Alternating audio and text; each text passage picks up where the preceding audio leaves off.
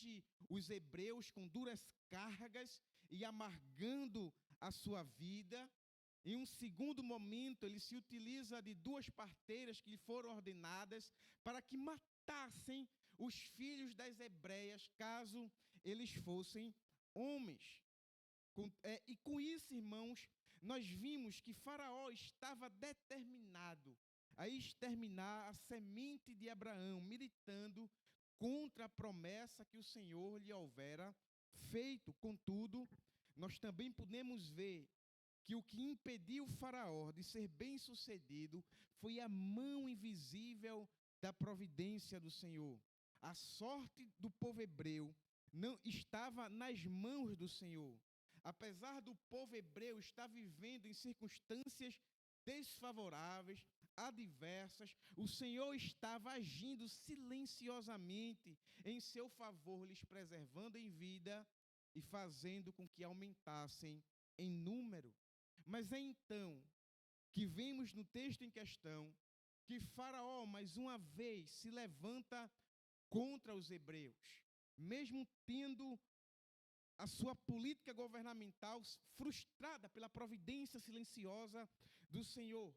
Mas desta feita, irmãos, Faraó, ele estende a ordem que ele havia dado às parteiras de que matassem os filhos homens dos hebreus a todos os egípcios. Veja conforme está no versículo 22. Então ordenou Faraó a todo o seu povo, dizendo: a todos os filhos que nascerem lançareis no rio, mas a todas as filhas guardareis com vida. Irmãos, Faraó, com tal ordem, estava determinado a exterminar a descendência de Abraão. E Faraó, ele quer acabar com o povo hebreu de 2 formas. Primeiro, matando os filhos que nascessem, os filhos homens, e assim impedindo uma futura geração. Por quê? Ele faz com que os egípcios viessem preservar as filhas, as mulheres que nascessem.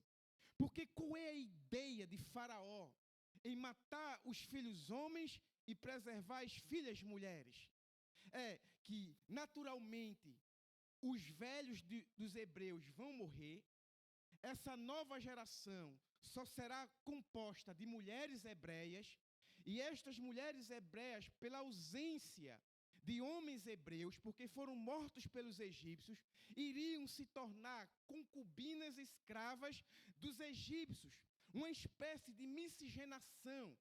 Pegar o povo de Deus e miscigená-lo com o egípcio para que ele perdesse a sua identidade.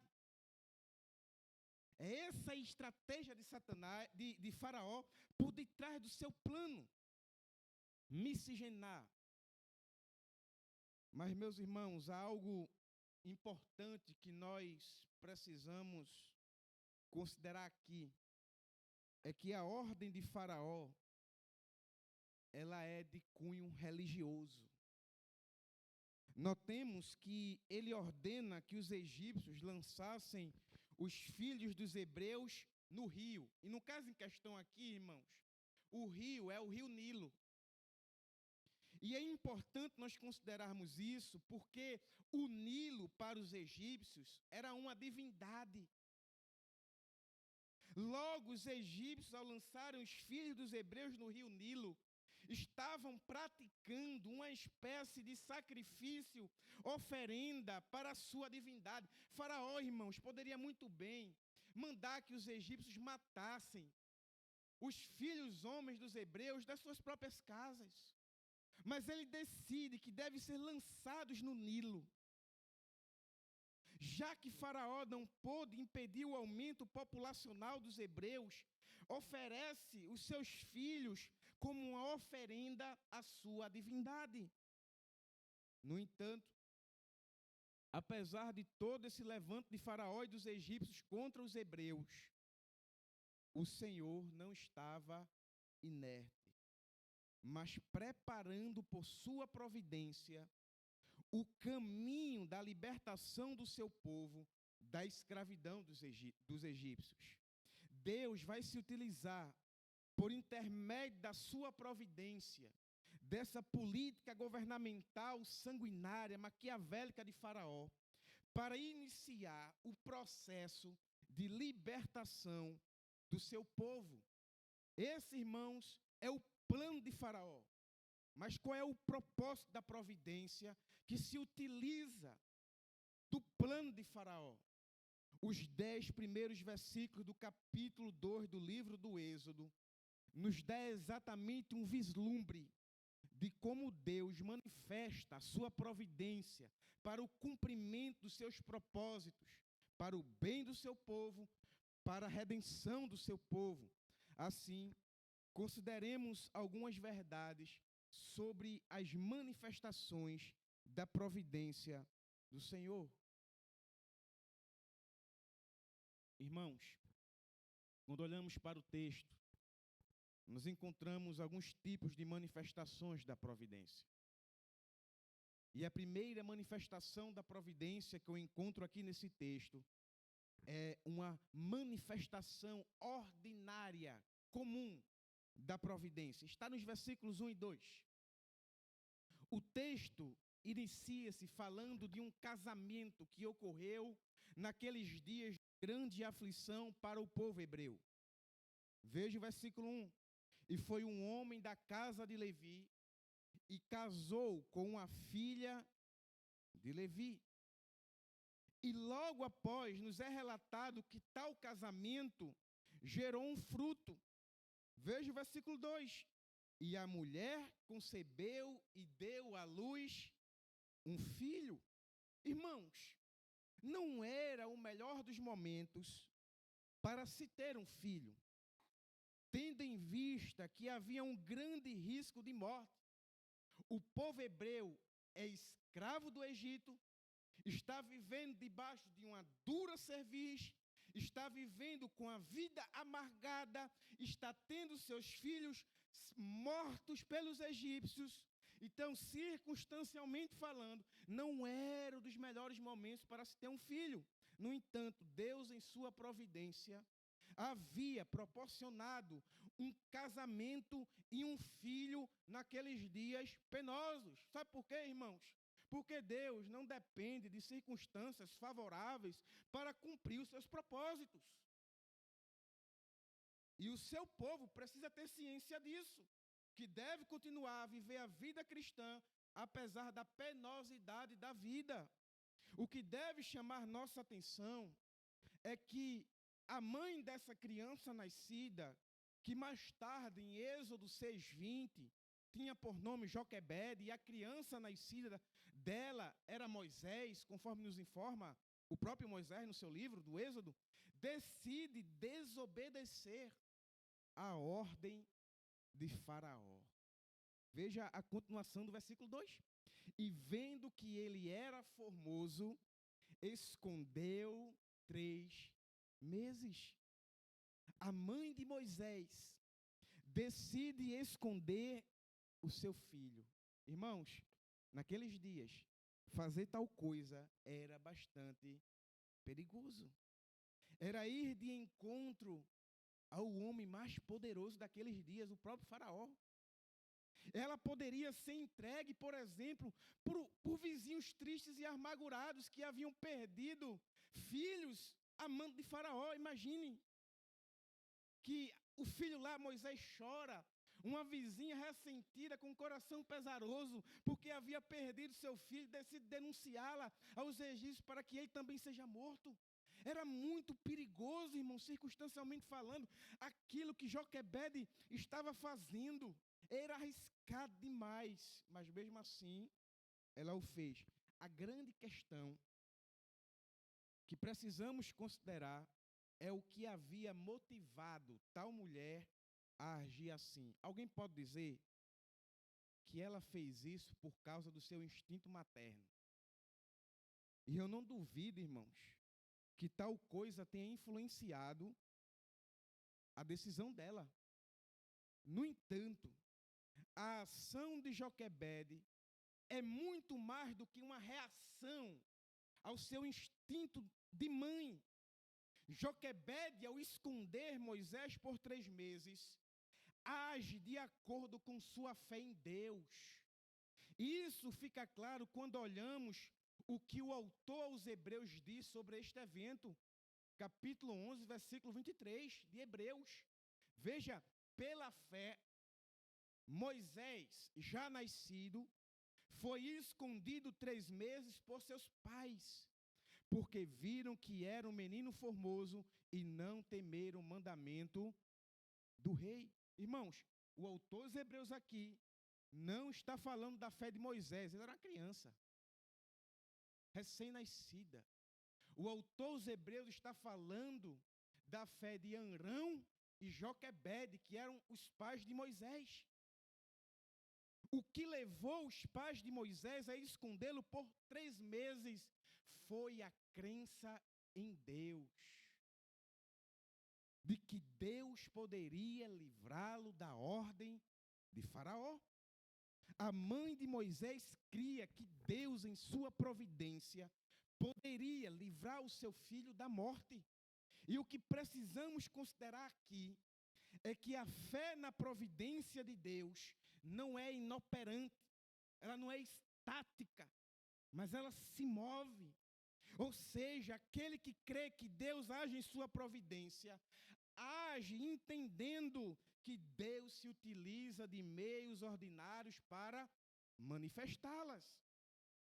E no caso em questão, o meio ordinário de Deus livrar Moisés da morte em seus 3 primeiros meses de vida foi a sua mãe, que o escondeu dos egípcios, desobedecendo a ordem de Faraó. Deus se utiliza, irmãos, dos próprios alvos da sua providência como instrumentos da providência. Vou trazer aqui um exemplo bastante claro para que não haja dúvida disso. Nós cremos, irmãos, que o pão que nós temos todos os dias em nossa mesa para nos alimentar é obra da provisão de Deus.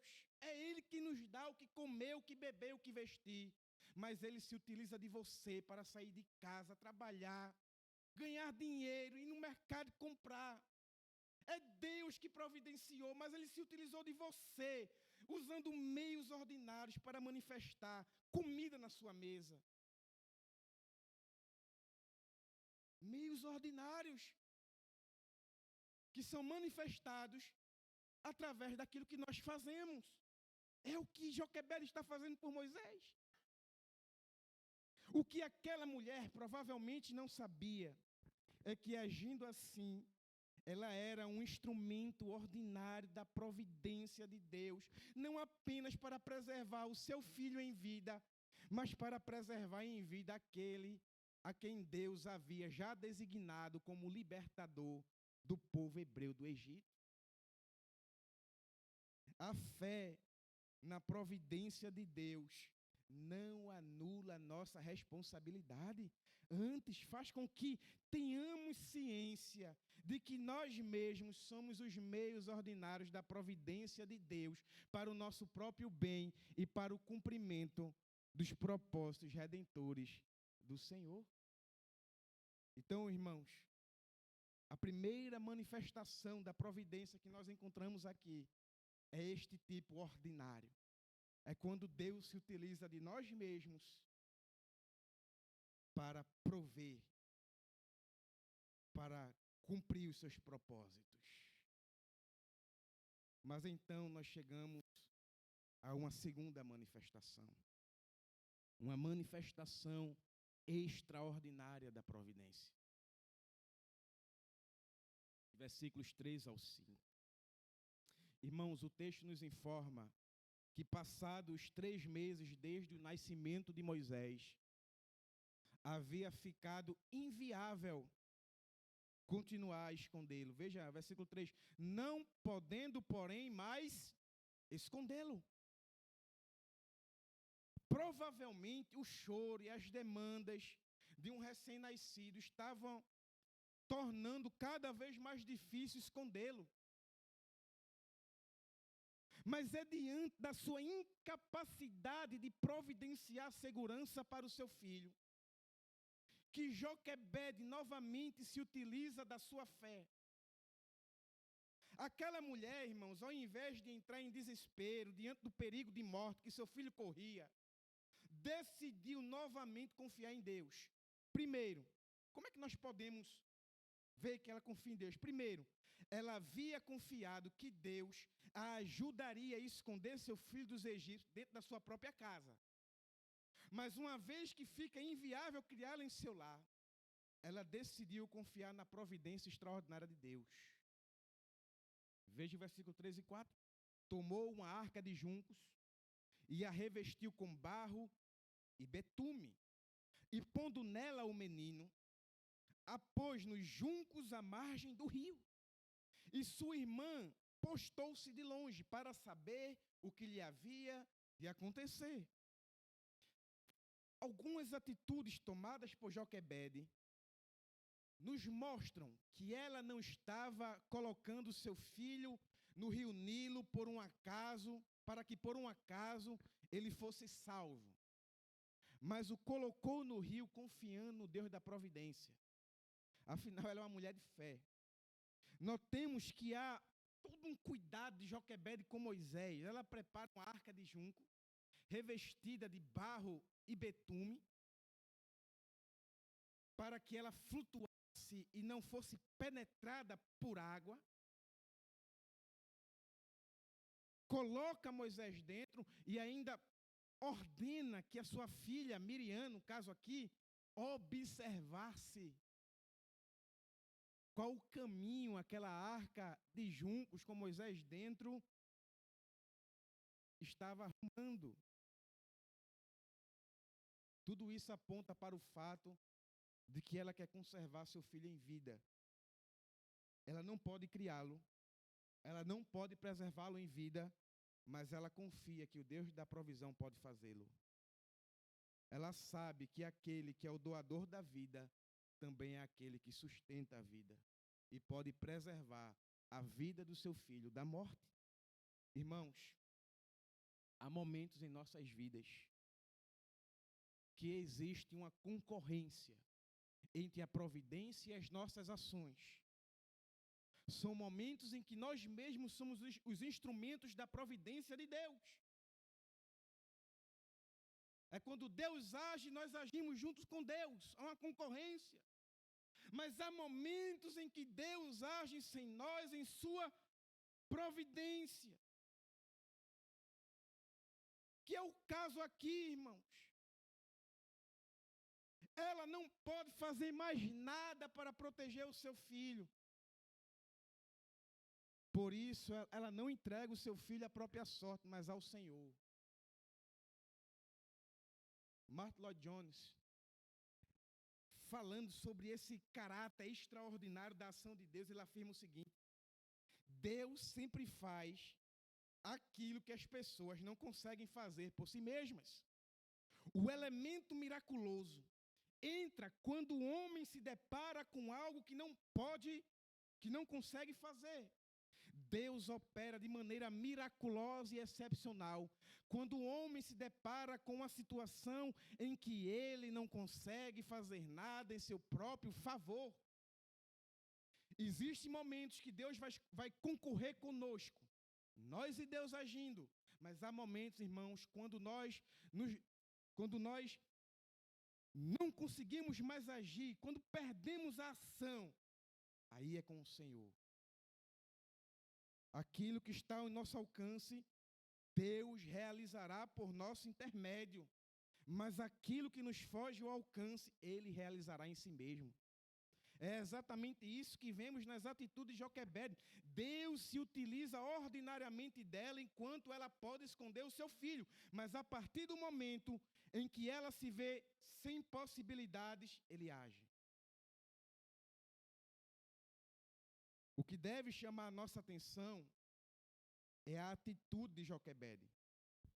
Notemos que ela não apenas crê que Deus age extraordinariamente, mas age de acordo com o extraordinário de Deus. ela entrega o seu filho aos cuidados do Senhor. Ela põe a sua fé em prática. Às vezes, irmãos, nós cremos que Deus faz milagres e maravilhas, mas quando nós lidamos com situações em que nós nos vemos sem ação, parece que aquela fé que nós dissemos que temos não é manifestada. Mas aprendamos com Joquebede que aquele que crê que Deus age extraordinariamente, entrega ao Senhor aquilo que não se pode fazer. E o que é que acontece na história? Deus age extraordinariamente, conduzindo Moisés à pessoa que poderia protegê-lo.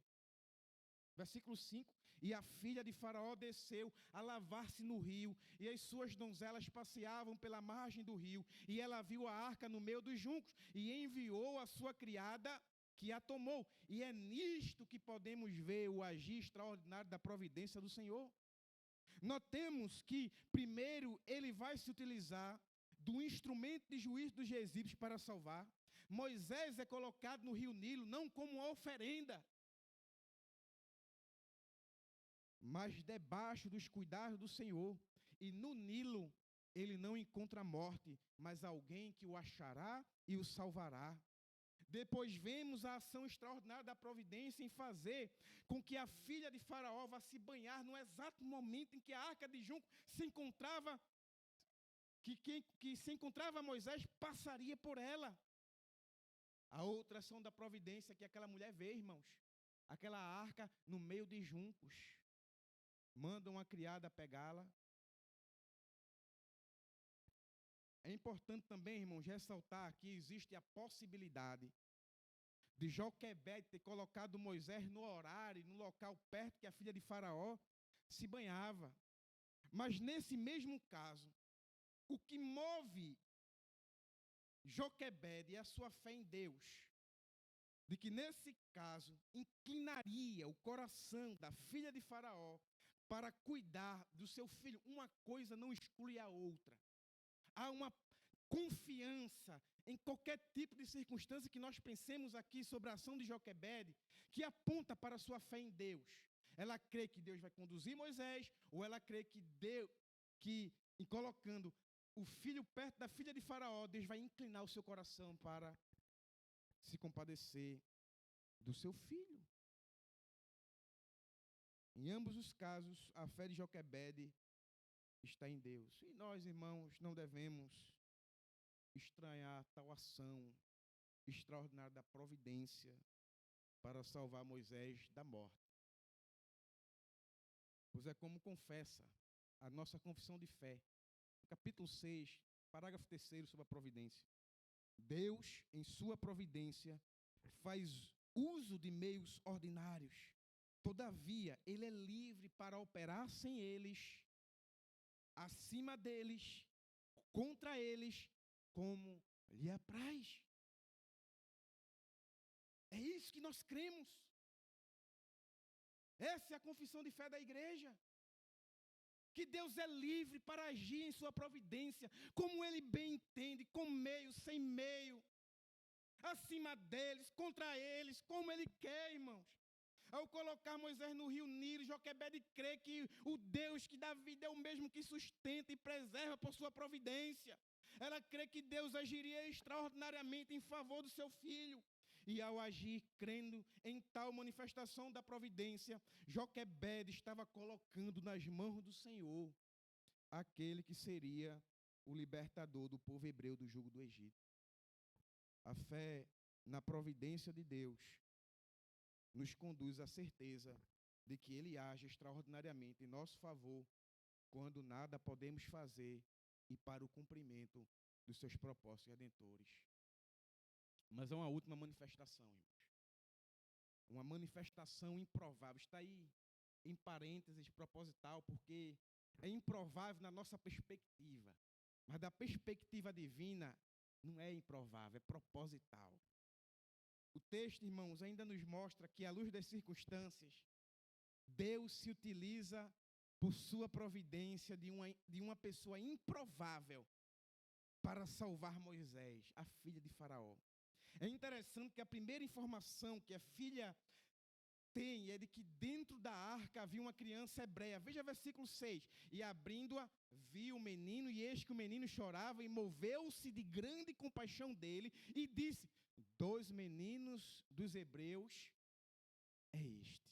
Irmãos, aqui nós podemos ver que Deus está agindo providencialmente no fato de que ele está se utilizando da filha do homem que havia ordenado matar todos os filhos nascidos dos hebreus. Deus está se utilizando de uma egípcia, filha do homem que havia ordenado a morte, para salvar um menino hebreu da fúria do próprio pai. Irmãos, o texto ainda nos informa que ao ver a criança, ela teve compaixão dele. Como uma egípcia, filha de um homem maligno, olha para uma criança hebreia, escrava, debaixo da sentença do pai, tem compaixão dele. A única coisa que eu consigo entender, que me leva a entender isso aqui, é que Deus, em sua providência, Ele governa até mesmo o coração dos homens.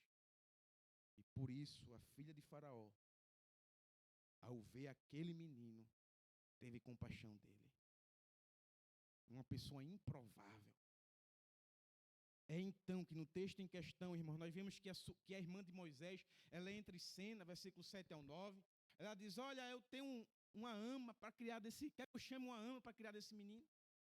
E a filha de Faraó manda chamar,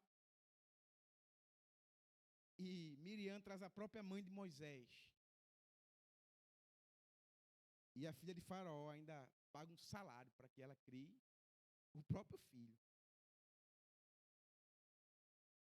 Aqui, irmãos, nós encontramos uma daquelas ironias da providência de Deus. A mãe que confiou o seu filho aos cuidados do Senhor, agora tem, pela providência do Senhor, a criança sendo devolvida aos seus braços, para ser criada por ela e ainda recebendo um salário para criar o próprio filho. Deus é engraçado. O texto, irmãos, ainda nos informa que quando a criança já era grande, versículo 10, por volta ali dos 3 anos, ela foi levada para filha de Faraó. E quando o menino já era grande, ela o trouxe a filha de Faraó, o qual adotou e chamou seu nome Moisés e disse: porque das águas o tenho tirado. É nesse momento, irmãos, que a filha de Faraó adota e o nomeia Moisés. O que ela não sabia é que o que havia a movido a tirar tal criança do rio Nilo foi a providência do Senhor. Deus se utilizou de uma mulher improvável para salvar o futuro libertador do seu povo. É tão irônico isso, pois aquele que causaria um grande rebuliço do Egito foi sustentado pelo próprio Egito. Aquele que Faraó queria morto foi sustentado pelo próprio Faraó. Uma providência improvável. Manifestações da providência como esta nos mostram que Deus, por vezes, é engraçado em seus caminhos. Tais manifestações da providência que julgamos ser improváveis devem nos conduzir à certeza de que Deus se utiliza de quem Ele quer, quando Ele quer, no local em que Ele quer, com os meios que Ele quer, sem os meios que Ele quer, para o bem do seu povo e para o cumprimento dos seus propósitos redentores.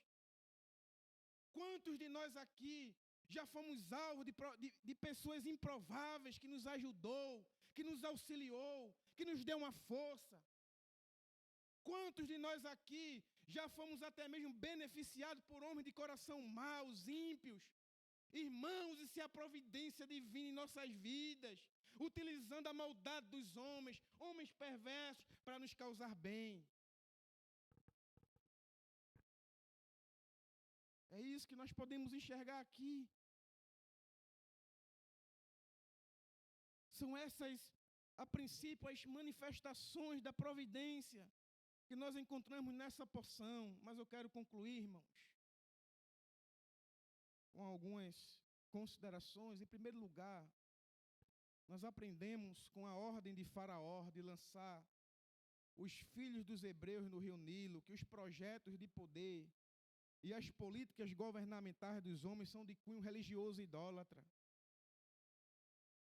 Os homens, irmãos, estão dispostos a fazer de tudo para satisfazer os ídolos dos seus corações. Homens ímpios, maus e perversos, agem motivados pelo poder, pela ganância, pela sordidez. Agem maquiavelicamente, causam dano, enganam. Isso é a política dos homens, isso é o poder dos homens. Mas a grande paz que traz paz aos nossos corações é que Deus pega homens como estes e os transforma em instrumentos da sua providência. Deus pega a idolatria do idólatra, a religiosidade do religioso, o mal do maligno, para tornar bem para o seu povo. Faraó fez todo aquele mal sobre o povo de Deus, mas ali estava Deus agindo, trazendo a lume o libertador do seu povo. Sabe o que é que eu aprendo aqui, irmãos?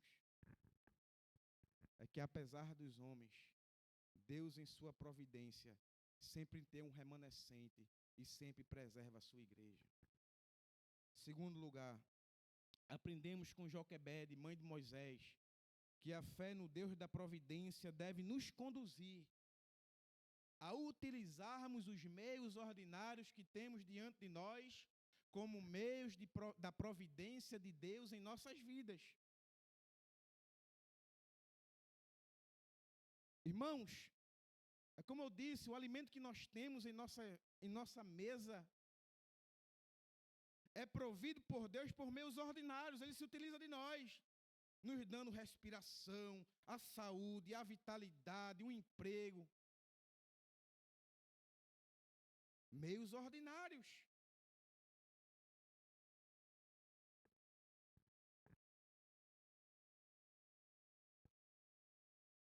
Se nós cremos que Deus age em sua providência, nós não podemos ser crédulos apenas na providência extraordinária, de que Deus vai prover todas as coisas em que nós nos movamos. Não, irmãos, naquilo que nós podemos fazer, Deus se utilizará de nós para realizar.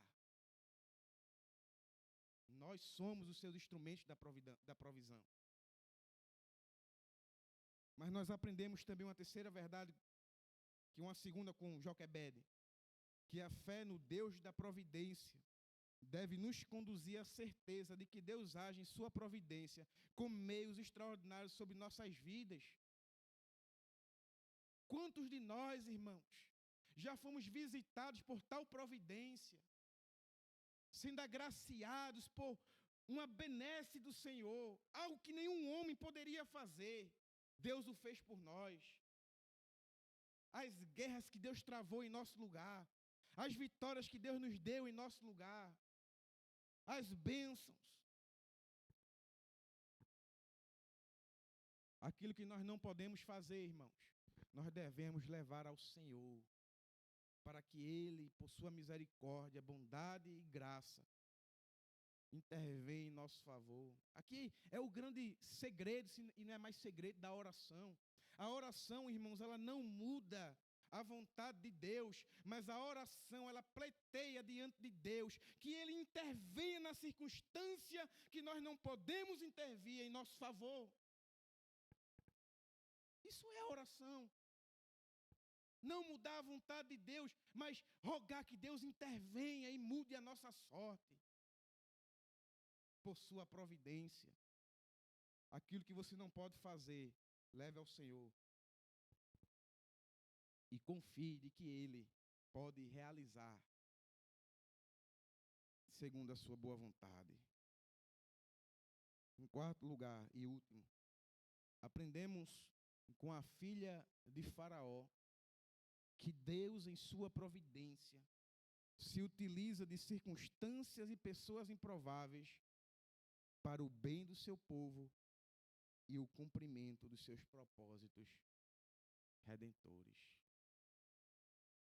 Irmãos, querendo Deus beneficiar o seu povo, cumprir os seus propósitos redentores, ele se utiliza até do diabo. Ele se utiliza de qualquer homem da terra, por mais perverso que ele seja. A palavra diz que é ele quem inclina o coração do rei. Ele governa o coração dos homens, de tal modo que ele pode pegar o homem mais iníquo da terra e tornar um grande abençoador do seu povo.